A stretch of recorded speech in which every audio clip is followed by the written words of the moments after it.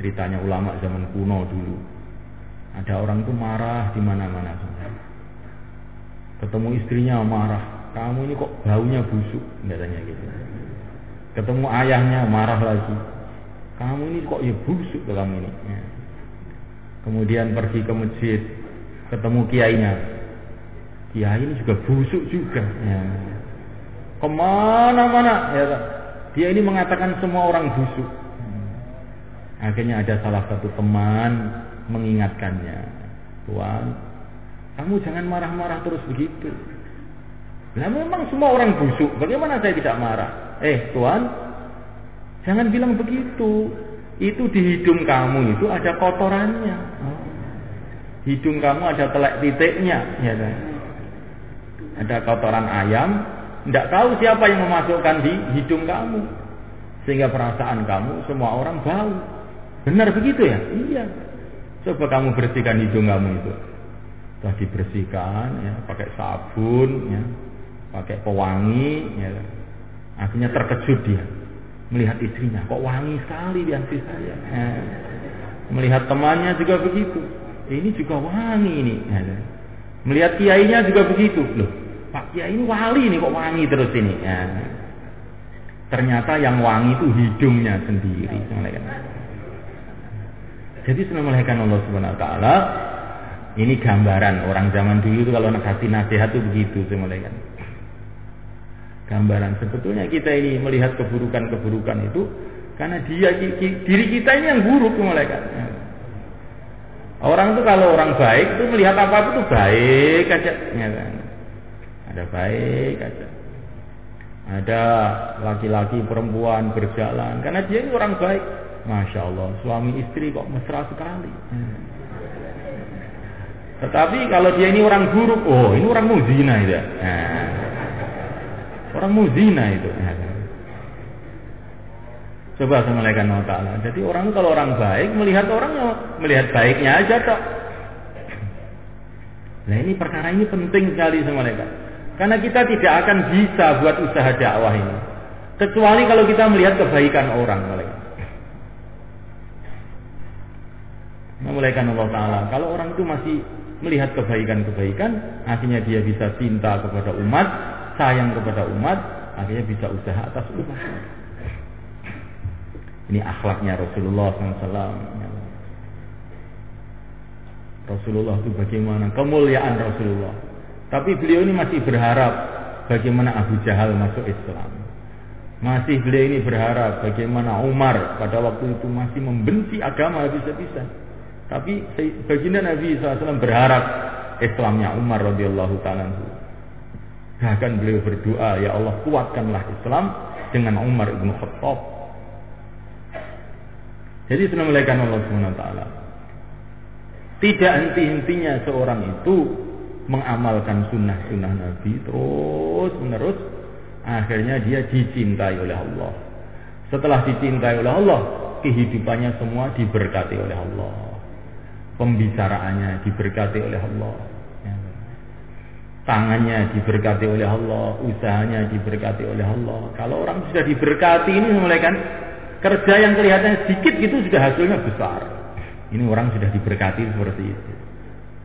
Seperti Sayyidina Ali datang ke Yaman mengumpulkan satu kabilah namanya kabilah Hamadan. Beliau berbicara cuma 5 menit saja kurang lebihnya. Saya ini diutus Rasulullah mengajak kamu semua masuk Islam. Gitu tak bicaranya. Langsung satu suku ini, Masya Allah, masuk Islam langsung malaikatnya. Masuk Islam semuanya langsung. Padahal belum dijelaskan itu Islam itu apa, ya, aturannya bagaimana, belum dijelaskan oleh Sayyidina Ali. Cuman Sayyidina Ali mengatakan saya diutus Rasulullah mengajak kamu semua masuk Islam. Tapi kata-kata Sayyidina Ali ini memang betul-betul diberkati oleh Allah SWT. Sehingga saking gembiranya Sayyidina Ali pada waktu itu sampai beliau menyusun pantun-pantun syair.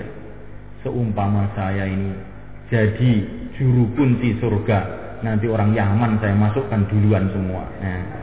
Karena ditaskil gampang orang Yaman ini. Masya Allah. Jadi senamulaikan Allah SWT.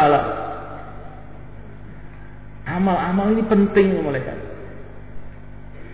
Di pribadi, amal-amal pribadi kita ini sangat penting supaya amal istimai kita ini diberkati oleh Allah. Kalau sudah amal-amal sunnah semua dijaga oleh Allah, akhirnya bagaimana? Wala in sa'alani la'u'tiyannah wala in ista'adani la'u'idzannah.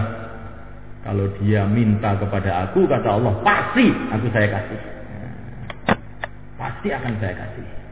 Kalau dia minta perlindungan kepada aku, pasti akan saya lindungi, kata Allah. Ini kalau orang sudah sunnah dikerjakan dengan terus-menerus. Sunnah dalam akhlak, sunnah di dalam ibadah, Masya Allah. Para masyayikh kita ini semula kan ibadah-ibadah sunnah itu dijaga luar biasa. Saya tadi membaca itu sejarah kehidupan Syekh In'amul Hasan kan, yang ditulis oleh Maulana Syahid, itu mudirnya pesantren Diwan di India sana. Beliau ini menulis dalam kitabnya itu, Syekh In'amul Hasan itu setiap hari membaca Quran itu 15 juz. Jadi 2 hari itu mesti khatam. Zikirnya tiap hari 70.000. Kalau duduk untuk zikir 4 jam beliau tiap hari. Padahal sibuknya itu, bagaimana syaitan sibuknya itu. Tapi amal-amal infiradinya ini dijaga betul juga malaikat. Akhirnya ini kerja-kerjanya ini, Masya Allah, diberkati oleh Allah SWT. Jadi saya malaikat Allah SWT. Dan ini sebetulnya bukan perkara yang aneh. Nabi juga begitu. Sudah diceritakan dalam Al-Quran sendiri. Tahajudnya Nabi itu separuh malam atau lebih atau kurang sedikit. Jadi kalau malam itu 12 jam, berarti tahajudnya Nabi itu adalah 6 jam atau lebih atau kurang sedikit. Tahajudnya Nabi, qumil laila illa qalila nisfahu aw inqus minhu qalila auzid alaihi warattilil qur'ana tartila. Orang-orang yang menjaga amal-amal seperti inilah malaikat Allah Ta'ala yang akhirnya ini digunakan oleh Allah SWT untuk kerja-kerja besar. Kerjanya itu diberkati oleh Allah SWT. Nah, malaikat Allah Subhanahu wa Ta'ala, ini perkara yang sangat penting. Bukan hanya itu saja malaikat. Dalam satu hadis dikatakan, kalau orang itu sudah dicintai oleh Allah, maka Allah akan panggil malaikat Jibril alaihi salatu wassalam, hai Jibril, saya telah mencintai fulan, cintailah dia. Kemudian Jibril memberikan pengumuman di langit kepada penduduk langit, hai penduduk langit, sesungguhnya Allah telah mencintai fulan, cintailah dia. Akhirnya bagaimana? Fawudi'a lahul qabul fil ard. Orang ini kalau sudah dicintai penduduk langit ini, akhirnya penduduk bumi pun mencintai dia. Wudi'a lahul qabul fil ard. Kenapa ini orang-orang mahalah kita ini kok nggak mau cinta sama kita ini, kenapa ini? Ya. Kalau kita datangi kok malah lari, itu kenapa? Ya.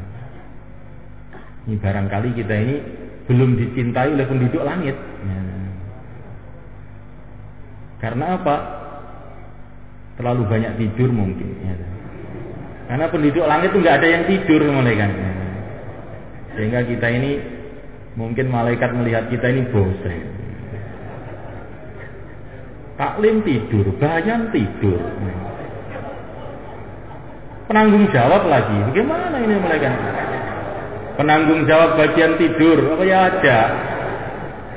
Jadi senang malaikat Allah Ta'ala. Jadi nanti manusia ini semulaikan Allah Ta'ala, kalau sudah dicintai oleh ahli langit, akhirnya dicintai oleh ahli bumi. Nah kalau orang itu sudah dicintai semulaikan, Masya Allah, naskil orang itu mudah ya. Kalau sudah dicintai, ngajak orang kepada kebaikan itu mudah jadi. Maka semuliakan Allah Subhanahu wa taala, maka bagaimana kita ini senantiasa dalam kerja agama ini arahnya itu mempercantik diri kita di depan Allah Subhanahu wa taala.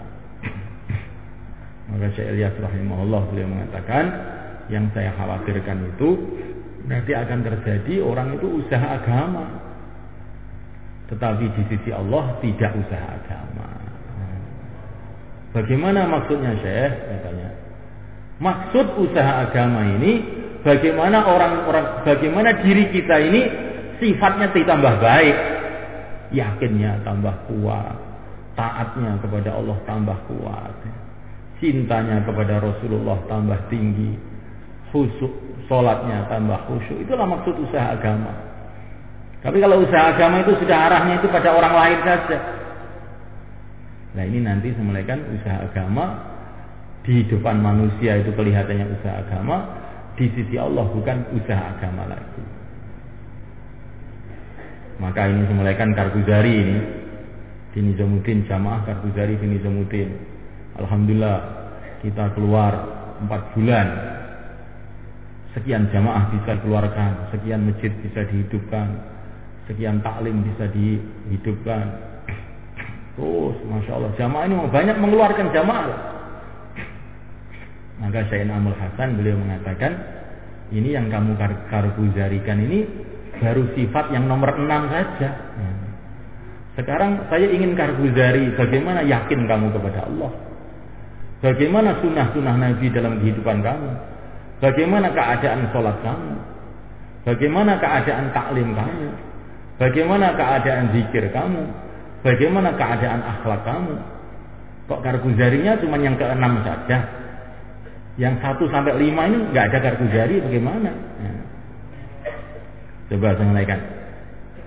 Nah kalau kita suruh karguzari mulai awal sampai ke-6 bagaimana kita? Masya Allah, ini nggak ada datanya masalahnya ini semulaikan. Nggak ada datanya.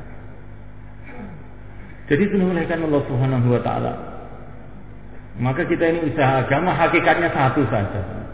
Hakikatnya untuk mendekatkan diri kita kepada Allah, untuk mendapatkan ridha Allah, bukan untuk mendapatkan yang lain-lain. Dan ridha Allah itu akan datang sejauh mana kita ikut sunnah Nabi, sejauh mana kita punya sifat-sifat yang dicintai oleh Allah, sejauh mana semulaikan Allah Ta'ala kita punya taat. Orang itu kalau sudah taat, kata para ulama, Masya Allah, nanti kerjanya ini jadi barokah. Taat. Seperti Nabi Musa, kerja cuma sederhana saja, memukulkan tongkat ke lautan gitu tok mereka. Tapi karena taat ini, karena perintah Allah, bukan karena mau beliau sendiri, maka hasilnya luar biasa. Lautan jadi jalan raya mereka. Karena taat. Seorang sahabat diperintah oleh Nabi dalam satu perjalanan mereka. Baginda Nabi ini mau buang air, tapi tidak ada tutup. Maka beliau menyuruh pada seorang sahabat, hei, kamu panggil pohon-pohon itu, suruh sini, katanya. Pohon lu suruh panggil mereka. Kita ini suruh nakil orang aja kelabakan. Ini suruh nakil pohon. Pohon suruh nakil. Maka sahabat tadi taat sama mereka. Datang ke pohon ini, hei pohon, kamu dipanggil sama Rasulullah. Maka langsung pohon tadi bergerak mereka.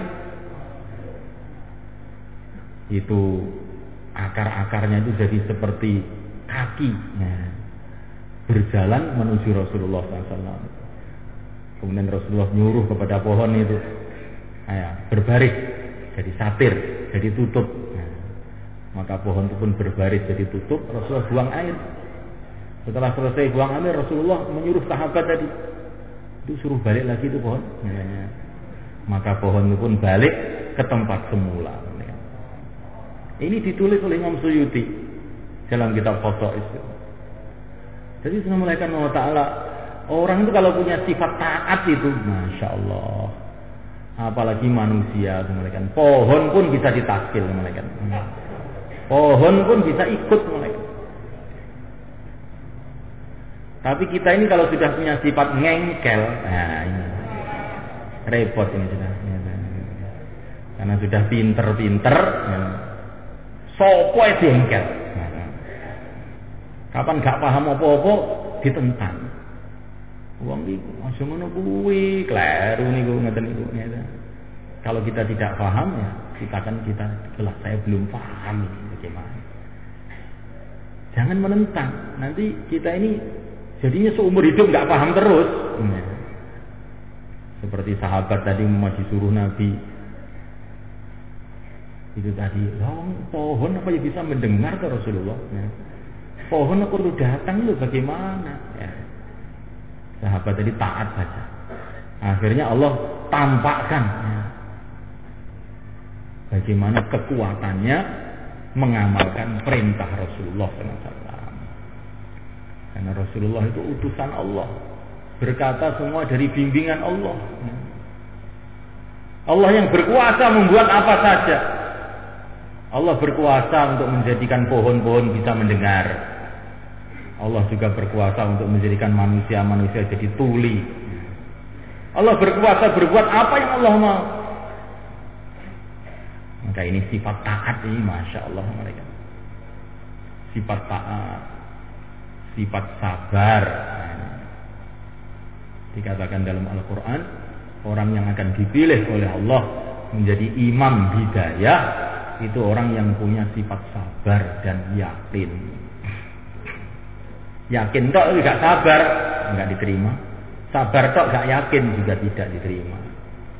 Wa kadzalika ja'alna minhum a'immatan yahduna bi amrina lamma sabaru wa kanu bi ayatina yuqinun.